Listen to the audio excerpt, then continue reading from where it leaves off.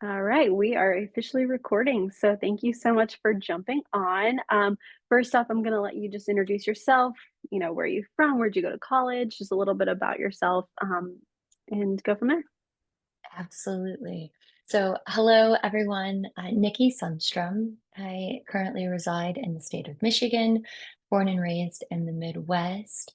I actually did my undergrad and my grad school education in the west side of the state of Michigan, at Grand Valley State University, which is where I did my undergrad. I have two daughters actually in college there right now, so go Lakers.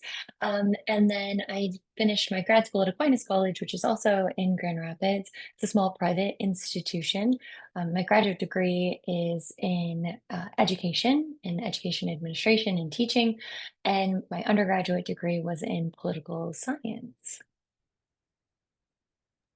Awesome. That's going to be really interesting, kind of leading into the next question. So what was your first job? And kind of like leading into that, what was your first experience working in social for a brand? Sure. So, like many individuals who are similar in the upper millennial age range, we entered a job market during an incredibly difficult time. So, I know that obviously the economy now has a number of struggles, but during what was referred to or is referred to as the Great Recession, many of us were leaving college or grad school and trying to enter the workforce for the first time. And finding that opportunities for college educated individuals were hard to come by. And there was a number of layoffs and workforce changes, and it was not unlike today, I guess, unfortunately. And so I found myself coming out of Grand Valley with that political science degree and really being interested in public policy and legislative issues and constituent relations, making my way to Lansing, which is the state capital here in Michigan, and going to work for state government. So, the way in which I could do that, because it was one of the jobs that was filling up most frequently, was working in unemployment insurance, which I knew absolutely nothing about. But it was one of those organizations where once you were in, you were much more able to navigate internally than come in from the external perspective. So I actually hired in because they were hiring in batches and waves of people. There were so many claims to be filed during that time, and I spent 3 months there. That was enough. I just needed to get my foot in the door. And then I ended up going over into the policy and legislative affairs area. So suffice it to say, if you find an organization that you want to be a part of as you're searching for your role, be open to creative ways to apply your knowledge and experience because it may just help you navigate within rather than maybe experience the struggle of being on the outside looking in.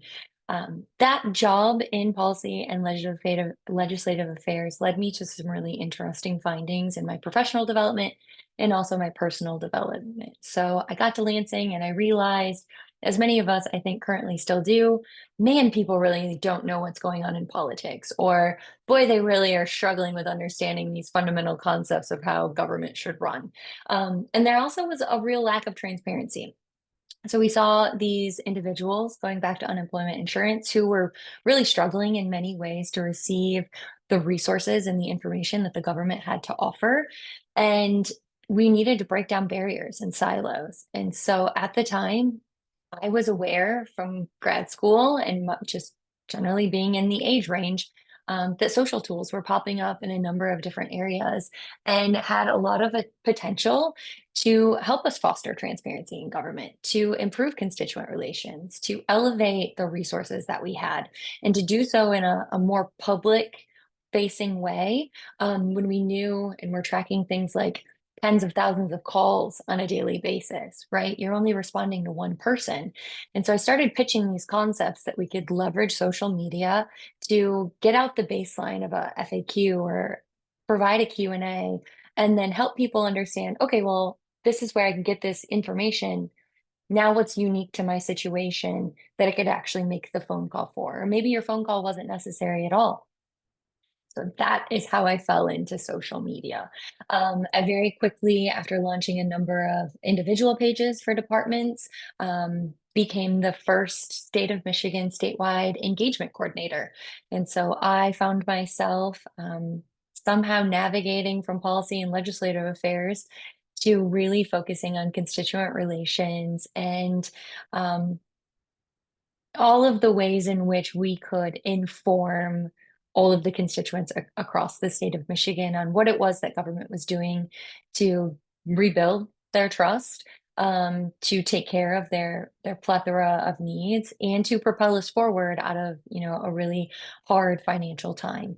Um, that meant I ended up writing the first policy that governed all social media usage in the state of Michigan, um, creating the structure that went with that, launching the first social media day and signing a proclamation with our governor. And then also fostering and creating a lot of community events, right? Like, this is why I like Michigan. And we would have positive ambassador sort of programs where people would write on Facebook and maybe win a prize. We labeled a lot of these good government initiatives because, again, we were trying to turn that tone and reverse the sentiment that was occurring during that time. It's wild to think of how long ago that was and how it all kind of just came to be out of need and not necessarily pursuit. I love that so much. Thank you for sharing that backstory. And I think too, like, I love what you said about just kind of getting in the door somewhere. It may not be your ideal starting point, but just kind of getting in the door. Maybe it's not the most glamorous job that you're doing, but I think starting, there's so much like value in starting almost necessarily at the bottom of a brand and just kind of understanding how the underlying works. And then I'm sure that that experience, like you mentioned, helped you once you did kind of get the role that you wanted and being able to kind of take Yeah. that with you.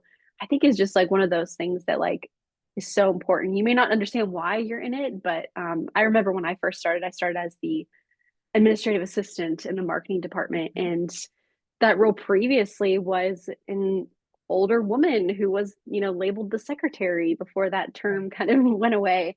And I Yeah. remember just being, kind of slightly embarrassed. I'm like, I have a college degree and this Mhm. is not where I wanted to be. But honestly, like starting from the bottom, like once I got into a social role, I was able to use so much of the admin work that I was able to do. So Yes. it's okay if you start, not necessarily where you want. Right. The other thing that I think is very applicable in the same line of thinking and thought is that when there wasn't a degree in social media, and while there is currently still now, some credentialing that you can get in the area, um, Hmm. it's the tactics and the skills and the strategy and the methods that you learn within any degree that you're going to have to potentially pivot, right? Particularly if you're studying something within the humanities. Hmm. Um, and so that political science degree means a lot of different things to many different people. But to me, it was how can I work with individuals to improve resources? How can I work with the government Hmm. to improve service? And it didn't mean that I had to be buried in policy and legislation. It fostered a passion for me, which was really engagement. I ended up running and winning a publicly held elected office. I did a lot of municipal development in the town that I was living at the time. I was throwing parades for fun. I was doing all of these things that were associated with social media, but it was truly about public service. And I think that's Hmm. where when you're looking for that job, right? It's got a job title, it might be at a certain company, but when you're applying, like you've got to communicate all of the aspects of your passion and portfolio that you will bring to that role. And then you've got to look at whatever that role is that you take and really soak in all of the various aspects, as you indicated, that you will carry forth with you and will be actually Hmm. incredibly valuable in a number of different ways. When I made the transition finally a couple of years ago from a director of social media at the University of Michigan, which is where I ended up after the state of Michigan, um, I took on a role as assistant vice president strategic communications for Indiana University. And, social is very much not just a part of my portfolio, but it touches every aspect. Whether I was positioning executives I got to do that on social platforms. Or if I was mitigating risk for an institution, all the conversation is happening in social media. Or I was trying to measure the impact and the sentiment around our brand. That was also happening in social media. And I think that's hopefully a really refreshing perspective for students to think broadly and creatively about what they want to do.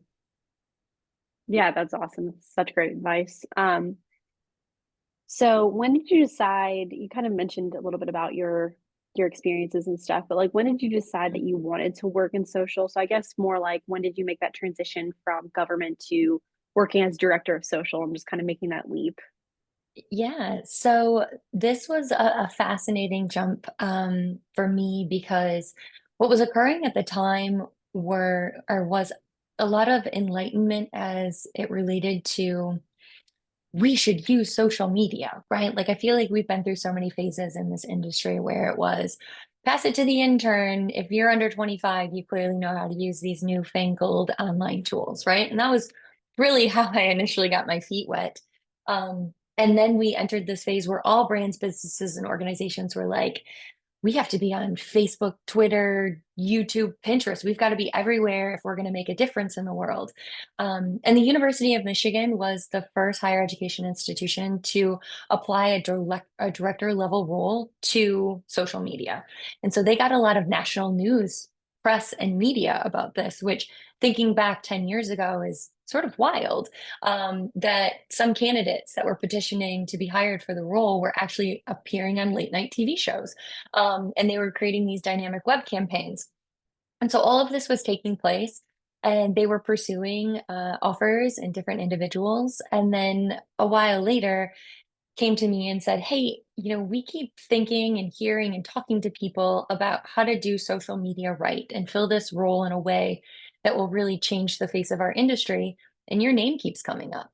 And so that was what led me to Michigan was the fact that I was approaching social so strategically in state government that it wasn't just the cool content that you were creating, but the impact that you were really making, and how you could use these tools to move forward the goals and objectives of our organization. And that alignment, that rooted strategic thinking, changed everything that I've done in my career. It really allowed me to level up and continue to grow and gain within my portfolio, not just to take on the role of director of social media, but then to add the president's public engagement and impact initiatives. So as we're looking about how faculty engage publicly with communities and communicate the value of higher education, I was like, hey, I've been in government and I've been in higher ed, and we need to use visual storytelling and branding and engagement to do this. And so that also got added to my plate. Additionally, then I ended up taking on what was called at the time the Michigan Impact Newsletter, which communicated to all of our legislators. Did we also tweet it? Yes. But we had these robust narratives that were directly aligned with policy goals that were happening within our state. And we could say, this is how the University of Michigan and our research is really moving forward in this arena to improve the public good. And so all of those things just kept moving me into a space where the stars sort of started to align, right? Like what I thought and wanted to accomplish as a very young individual entering the industry, I didn't do on day one, but looking back decades later, I've certainly been blessed to have a lot of those opportunities to make those things come true. Yeah, that's amazing. And it's so cool to hear your backstory and actually just have a conversation about it. Because now, as you say that, our team always looked up to your team as just inspiration. And we were always looking at what you guys were up to and keeping tabs because you guys were just doing such good work in social. Thank And you. I think one thing we always went back to is you can tell and you could feel the service that's coming through on social and just the impacts of the university getting across because that's really hard to do for any brand, right? Is to really get across what your core values are sometimes because sometimes a lot of people are like, oh well, this dog photo is going to perform better anyways, so why don't we just share that? But at the end of the day, it's like, no, it's about the academic, the research, the community. and getting that across on social is very challenging. And so Yeah. I just feel like your team always did an amazing job with that. And one Thank you. campaign, I don't even know if this is necessarily a campaign, but initiative that I remember very specifically. And I'm sorry, I don't remember what it was called, but That's okay. um, it was talking about um, communication and social and like how you can, what was the word? Ensure that it was, I can't remember what initiative it was now. I could see the web Was page, it was but it social integrity? Was it that yes, one? yes, that was Yes. the integrity word. Yes, that I just was Yes. like, this is really cool. This is just Oh, thank beyond you. in feed. And so now that you talk about your work, that makes so much sense that that's what you would do. Yes, no, I appreciate that one. That whenever I get asked the question, like, what are some of the things you're most proud of doing? Yeah. The social integrity initiative is most definitely one, and that, I feel very, very fortunate to have worked in an environment at Michigan where your thought leadership was really empowered, and it Mhm. was all work environments where you feel like that are a great blessing. But so much of that work was able to be accomplished because Mhm. people really truly understood that we were setting our sights on something that was bigger, right? We wanted to Mhm. be change agents, and we not just innovators, but like we wanted to use tools responsibly. We wanted to speak authentically. We wanted to create ambassadors and affinity audiences and activate people on behalf of the brand in a way that demonstrated that we were being accountable and holding ourselves accountable for what we were asking individuals to do online. And so the Social Integrity Initiative that we launched in 2018 capitalized not just on trends that were occurring. So I always hesitate to think what age the students that we teach were back when, right? So wherever your students were in 2018, they were probably not doing what I was doing, but I was really focused on what was happening in these online communities as it related to user generated content because we started to see a slow shift. We weren't quite full-fledged influencer culture yet, but the way in which people were sharing photos was certainly changing. And so Kelsey Montague was an artist at the time who was doing a Wings campaign. And the first ones, I believe, were in Nashville. But we had reached out to her. We partnered with our arts writer and specialist on campus. And then I also reached out to our local government in the city of Ann Arbor. Um, and we brought together all of those partners to say, can we get this artist, one, funding, but two, a permanent location in town to bring us our own set of wings? Can we design them in a way that is on brand for Michigan? Because that will foster individuals to always be sharing our content. But can we pair it with a campaign that talks about digital citizenship, online accountability, and increasing digital literacy when we knew that we had come out of a 2016 election cycle where misinformation, though now probably even more prevalent, was incredibly impactful. And there was a lot of expertise at the University of Michigan that we knew we could share, but you kind of got to package it in a way that will really put it in the hands of the public. And so that campaign was designed to do that. So not only did we, and do we still have a permanent mural in downtown Ann Arbor that showcases not just the Block M, but talks about the What Lift You campaign, which was a well-being campaign, and also the permanency of online communications, right? Because we really want people to know that what you post stays forever. And so we did make that permanent mural. And then we had a website and a traditional advertising campaign that came with stickers and bus ads and posters across campus that talked about like, would you say this to someone's face, right? The toxic negativity that was existing online, or is your post truly a reflection of who you are? Really looking within about accountability and what we're saying. And then we leveraged within the School of Information, which is the school at Michigan where I currently teach, all of our experts to say this is the latest and greatest research that's happening in relation to social media. And these are the tools you really need to equip yourself with. I used to, in jest, though my grandmother has now passed, call it the campaign to help prevent other grandmothers from thinking they're going to win free Spirit airline tickets by posting that status. It's all about just increasing understanding in a really complicated and so quickly evolving world, because not everybody has the luxury and the pain maybe of being as embedded in the industry as you and I do. I love that so much. And I feel like too, I mean, you mentioned a little bit, it's going to live on, right? Like those things stick with Yes. you. And even one of the reminds me of the Super Bowl commercial with Snoop Dogg Mhm. and Tom Brady, and they were talking about what you Yes. say online. And so it's just so relevant in our culture, and it's just going to continue to be a space where we need to have Mhm. discussion. So that's so cool. I love hearing Absolutely. that story. That's awesome. So I guess the next question would be talking a little bit more about your current role. I guess just like Mhm. what are you doing? Tell us about a typical week. And just curious kind of what that looks like. I know it's different all the time for everyone. So Sure, sure, absolutely. So right now I am spending my time serving in a strategic advisor capacity. So after I left Michigan in 2023, as I indicated, I spent a year and a half in an AVP role at Indiana. Um, Ended up wanting to come back. It was a move thing with my family, as you sort of weigh the priorities that you want to do. And really wanted to get back to teaching. So I had the opportunity to teach at Michigan a class, which I'm currently delivering as well. It's a winter course focused on social media in organizations.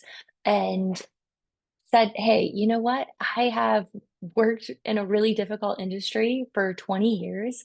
I've seen immense highs and incredible lows as it relates to our online communities, cultures, and behaviors. And I want to kind of take a step back and see if I can go back to that advocacy and helpful sort of nature that brings me the most joy, right? So the strategic advisor capacity gives me the ability to weigh in with leadership on topical issues or positioning of different voices to provide that feedback that might help them navigate incredibly difficult situations. And I also get to do that through consultancy with a number of different public higher education institutions and organizations. So I've reached kind of this middle life space where I'm like, I kind of want to dip my toes in a lot of different water, rather than take on the sometimes anxiety inducing stress associated with just one brand. And honestly, I'm finding a lot of happiness in that. It gives an immense amount of diversity to what I get to experience, but it also helps me to see many different organizations find that light again and go, oh, this is how we should be doing this. I had no idea. Or, wow, we can let this go, right? In social media, that's always such an important one. Like, you don't have to be everywhere, and that's okay. We love hearing that third party voice come in and help us affirm some of the things that we have. And then in other spaces, I can use that policy background and experience to push them forward, particularly as it relates to thought leadership. Social media, what I focus on in my class a lot, particularly this semester, is the role that social media has played and the impact that it's had on our democracy and society.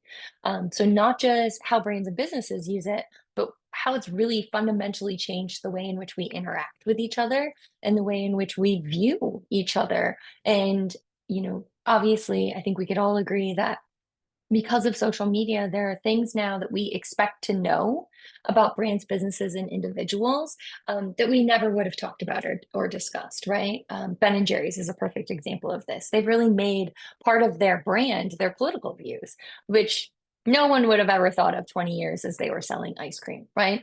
And so we get to explore that in the course. And then I also get to use that knowledge and ask those really difficult positioning questions to a wide range of these organizations and institutions and say, hey, what is it you want to be known for? What is it that you want people to think of? And what are your goals in these spaces? And how can I help you optimize those resources so that you can really be at the top of your game, right? You can really change the conversation on this one specific theme that you have, or you can design a visual storytelling telling narrative that will break through the perception of your institution and really help you lead with what the reality is of what you're trying to accomplish. Or, heaven forbid, how do you measure the online sentiment that's happening in a crisis situation and navigate yourself out of it? That sounds amazing. Your students are so lucky. That's Thank amazing. you. Because, we didn't even have a social media class, let alone an area of focus when we were in college. So So true.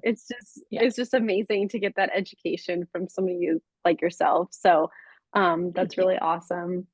So you mentioned a little bit of a highlight with the social integrity campaign, which I finally got the name right. Yeah. But are there any other career highlights? And also, are there any career lows that kind of match that? I think a lot of times we Sure. talk about all the good things that we experience, but sometimes navigating those lows can be really challenging. And just trying to figure out how to get out of it can be challenging. So, any experiences that you want to Yeah. share around those two things? Absolutely. So, I'd give a couple. One being another project that I kind of alluded to as well at Michigan, which was the Michigan Impact, not just newsletter, but before I left, I had the opportunity. So, University of Michigan is one of three institutions in the state that has a publicly elective board of regents. And so those are offices that, people campaign for, and they have to be voted on by the totality of the state, which is kind of interesting.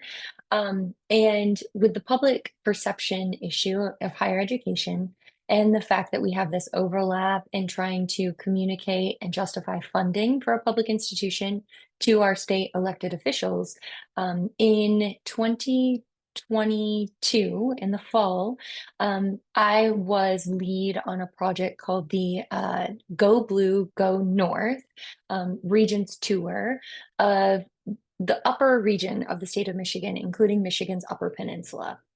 And the idea behind that campaign was to take what is a perception issue, which is that the university is really centrally located and only cares about Southeast Michigan, and say, actually, we have a wide variety of resources and classrooms and like buildings and medical facilities, like across the whole state. And the work that we're doing, while it may also be here in Ann Arbor or Flint or Dearborn, is actually making tremendous impact for all 10 million Michigan constituents. And so we did really dynamic video storytelling. We obviously had traditional methods of communications campaigning. We worked in partnership with our news office on Michigan and did local media interviews. And then we actually took our entire board up north and spent 3 days visiting various sites and meeting with various constituents and faculty members and staff at these various locations, again, capturing interactive visual elements and then kicking that back and sharing it. But it was very much a grassroots, to go back to my origin story, right? It was a grassroots campaign.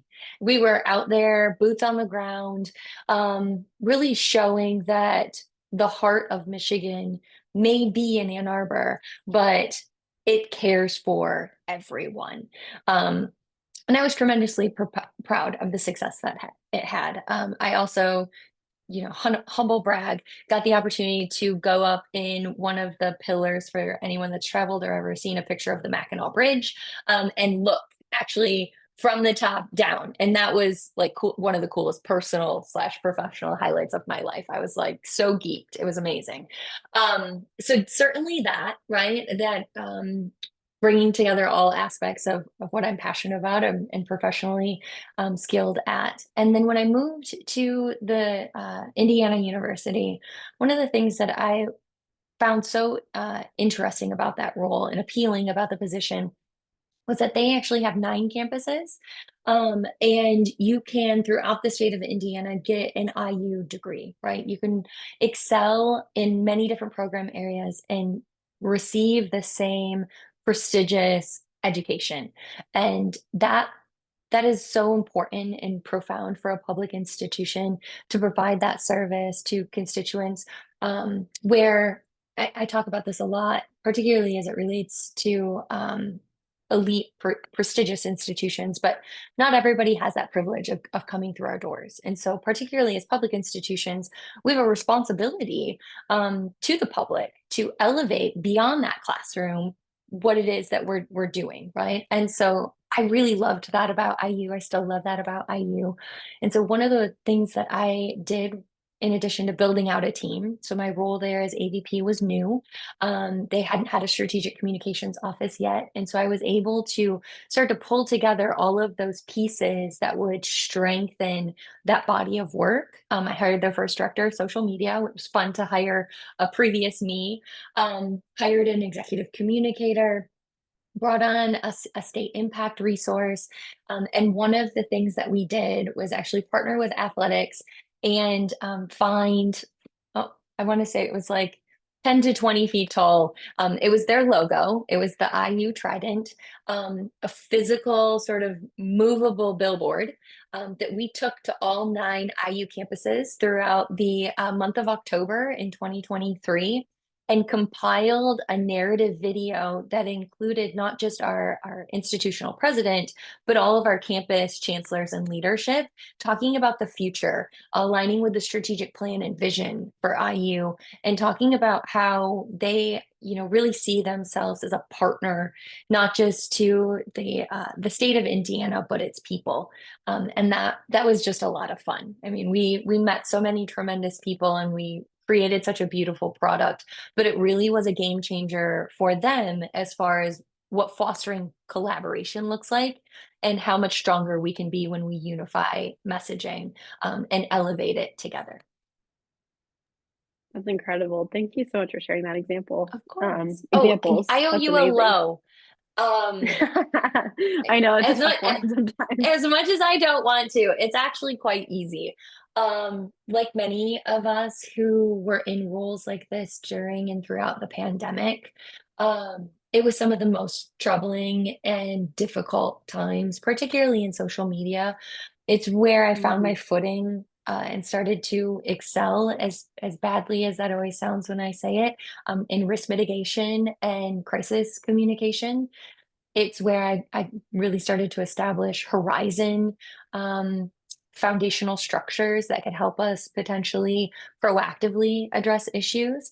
But it's also where I lost half of the team that I built at Michigan because of burnout and stress and actually online targeting, right? Because we were the front door to the institution during a lot of difficult times where people did not like the decisions that were being made. And so that I think the pandemic is a good low for all of us to bring up, but Yeah. particularly in social media, it was one of the most trying times in my professional career where I learned a lot, and it informed a lot of the decisions I made afterwards about where my leadership passions lie, what I'm not willing to sacrifice any longer, and how I want Mhm. to contribute and add value in this industry in the strongest ways possible. Yeah, it's an unfortunate low, but I think, we talked about it last week during our crisis calm roundtable and just how much stress and burnout is so real and taking care of yourself and understanding where your guardrails are and trying to identify when you need to log off or even, switch positions or careers or Sure. industry. I mean, it's an opportunity to kind of really evaluate it. I mean, hopefully we all never have to go through that again. But there are those moments in crisis calm where you have to kind of take a step back Mhm. and realize what's important. So yeah, definitely a very, very trying time. I switched positions because I was done with organic social at that point. So I totally get Absolutely. it. Awesome. So last question, any advice for students wanting to work in social post grad that you would give, or just something you'd give to your younger self as you're kind of navigating a new role, looking back? Sure. Absolutely. Um, I've always told, I had the opportunity while I was at Michigan, I did a count before I left to have over 40 student interns work within our office. And I know a lot of individuals who run brand social rely on interns in some, capacity. And then a lot of the students that we educate are also constantly seeking internships. So certainly find those hands-on experiences and opportunities. But what I always tried to communicate to my interns were, this is an opportunity to build your portfolio and not just your work resume, right? But your portfolio of strategy and impact. And that's truly what you have to focus on, particularly with a generation of digital natives, because when I entered the industry, I got plucked because it was assumed that I was within the age demographic that would know how to use social media. The ironic thing was I didn't even have a Facebook account and I never had a MySpace page, right? I knew how to talk to people. It doesn't matter what the tool is, right? Social media is not a solution. It really is just one of the many things that we should be leveraging. And that's what you need to know as a student is that everyone around you, whether they can or cannot, because of their access, is going to claim they know how to use social media. They're going to claim that they can do it on behalf of a brand or business. And that's not the same as being employed within the industry. And so you've got to focus your time on what the value is that you will bring to these areas. So when you're shaping that resume, you've got to talk about specific campaigns that you've done to elevate brand. You've got to talk about specific impact or tangible metrics that you have that you actually changed or improved. You've got to talk about the additional media hits that you did, the ambassadors that you built, how you created a stronger affinity for the logo or mark or recognition or awareness. Those are all traditional Marcom objectives. We just also do them through new tools, and that could be podcasting, it could be social media, it could be vertical video, YouTube Shorts. Like, tell them that you can use all the tools, but tell them what you're actually going to do with them that will be a game changer and that will break through all of the applications, right, that they're receiving because social media is still pretty shiny. It's an appealing industry. But the people that make the biggest difference are the ones that know how to apply it and not just use it. Yeah, it's great advice. And I think too, another theme, like with your experiences as well, is like find the industry or area that you love and you're passionate about. So obviously your public policy degree did carry you through, or I'm sorry, your political science degree did carry you through into so many different I like to tell roles. my mom that it was a good idea, right? Because she was skeptical. So I was like, Yeah, nope, see? it did. It carried you through. So find that area that you're passionate about and you can do social with that in some ways. So just as Mhm. long as you're willing to try different areas, like you can make it work. That's right. Awesome. Well, thank you so much, Nikki. I'm so excited Of for the course, students to Hillary. Thank watch you for this. having me. Awesome. I'm gonna stop our recording.